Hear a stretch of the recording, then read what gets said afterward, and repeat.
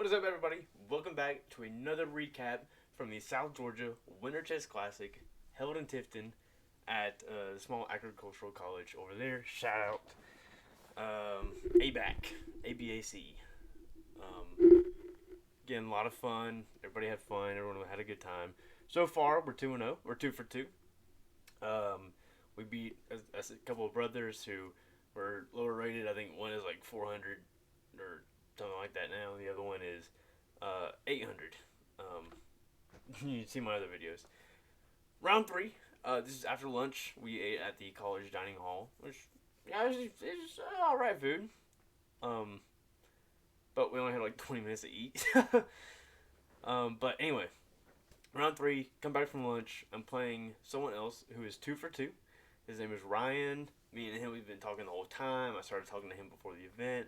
Really cool guy. I think he quit playing chess for a while, but he just picked it back up like a year ago.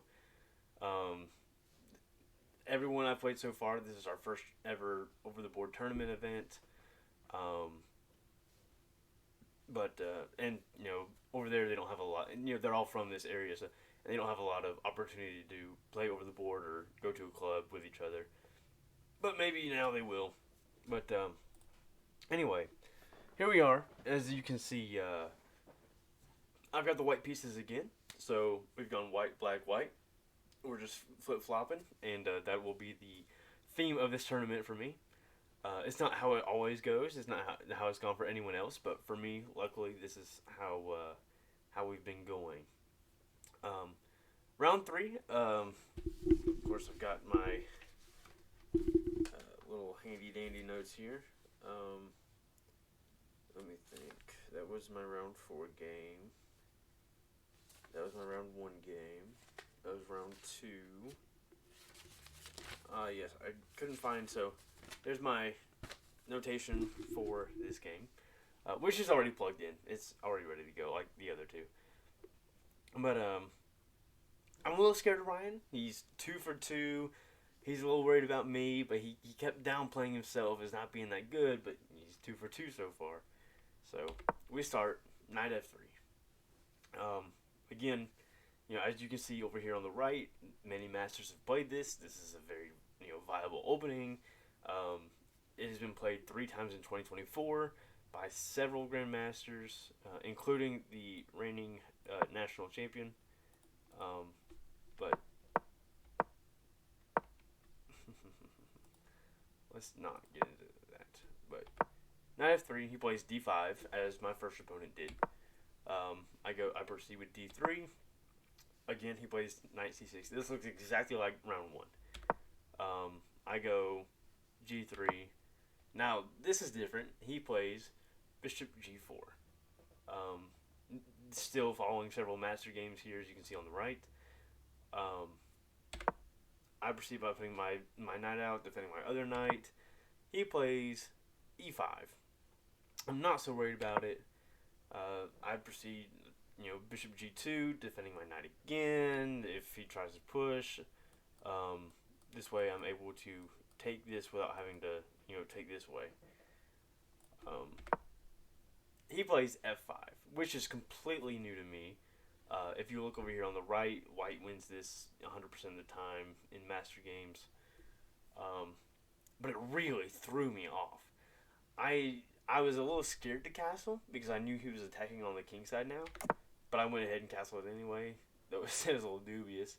And now in master games, black wins this, but this hasn't been played since 2001 or 1994. Then he plays h6, which has never been played before. Now it is a novelty. And I figured he was just going to play g5 and go. I go to kick his bishop out. He plays back, but I can't kick it out anymore. I can't play g4 even though I want to, because takes. If my hand wants to work, takes, and just takes. And now I'm just in a worse position. But I go ahead and play rook e1. There's no bishop here this time, so there's no funny business with a knight and bishop and trapping my queen.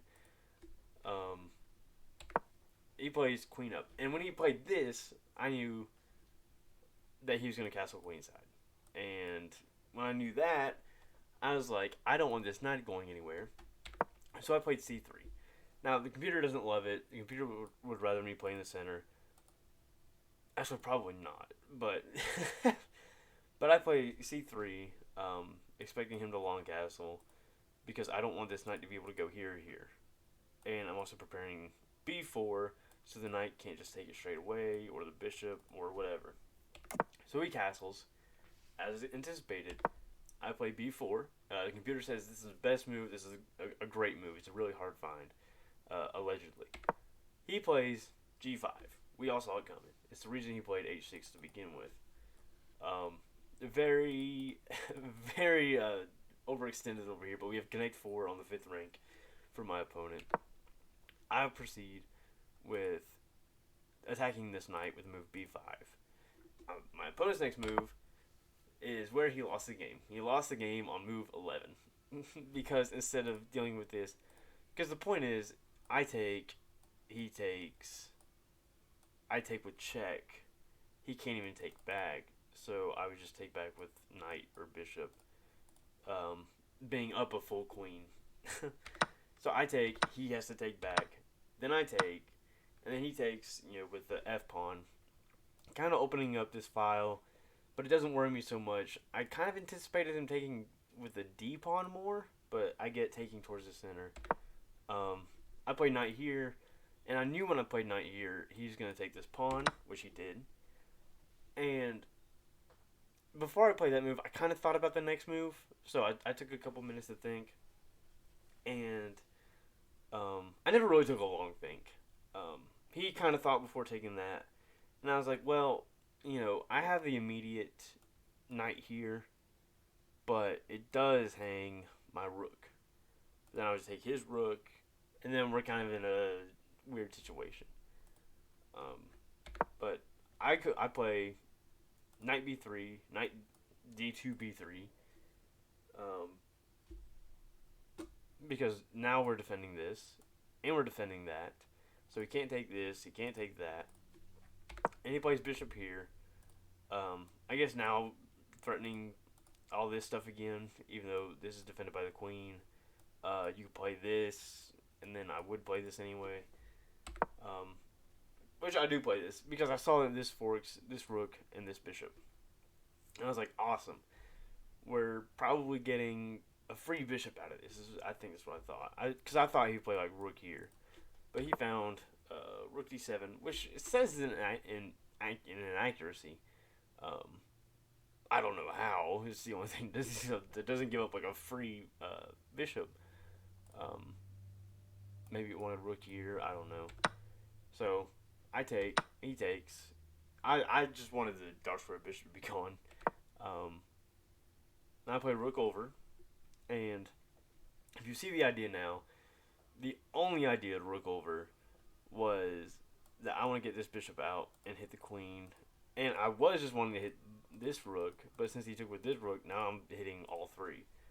And he does nothing about it, developing his knight. And I hit all three, and he went, psh, and started laughing to himself. And he waits a few minutes. He's just kind of looking at it. He's trying to find a way to save the rook. And I thought the best move here was just to take the bishop. And not lose the rook for free.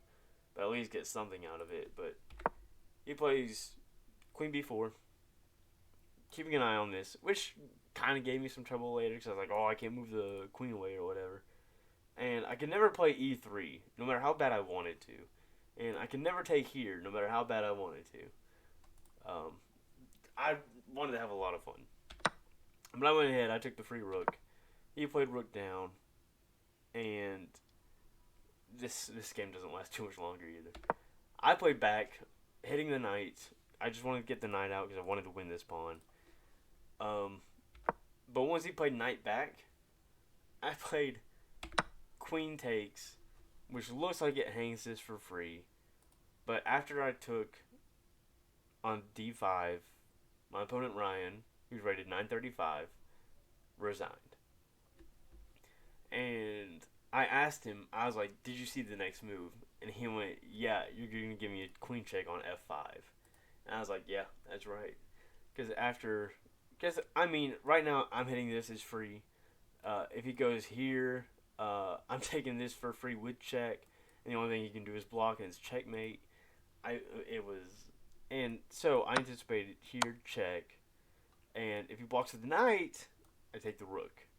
If he blocks with the rook, I take the knight, and it was just a complete slaughter. In fact, I don't even think it's the best move. I think after rook blocks, I think here's the best move, attacking the queen and this pawn. It was just, I mean, it was it was nasty. Um, don't remember what the best move was here for black, but I do remember that for white it wanted this instead of immediately taking the knight. But my opponent resigned in this position after I took his d5 pawn. Um, it was a crazy game. It was a great game. Um, the computer thinks I played like a 1400 with 82% accuracy. Of course, the great move, it says, was b4. Let me fix the settings. I turn the engine off. One of these.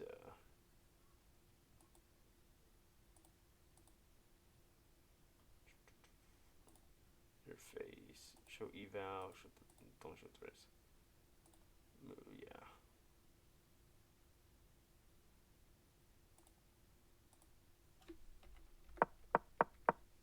I can get it to show the feedback. Oh, feedback's on. Oh, let's turn the lights on.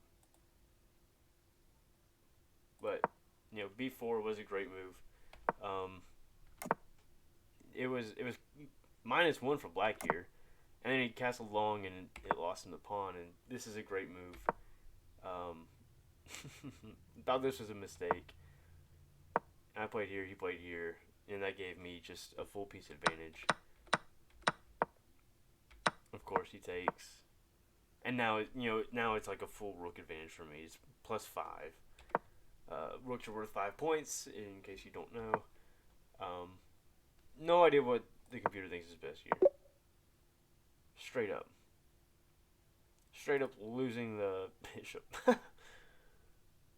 I don't get the move.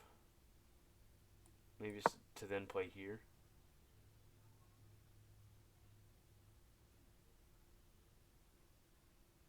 And once queen captures g7. Rook c6 is a mistake. Queen captures. Oh. It wants this. I see. I don't get it. Because you're still not threatening this because of the knight. But regardless, it was a slaughter.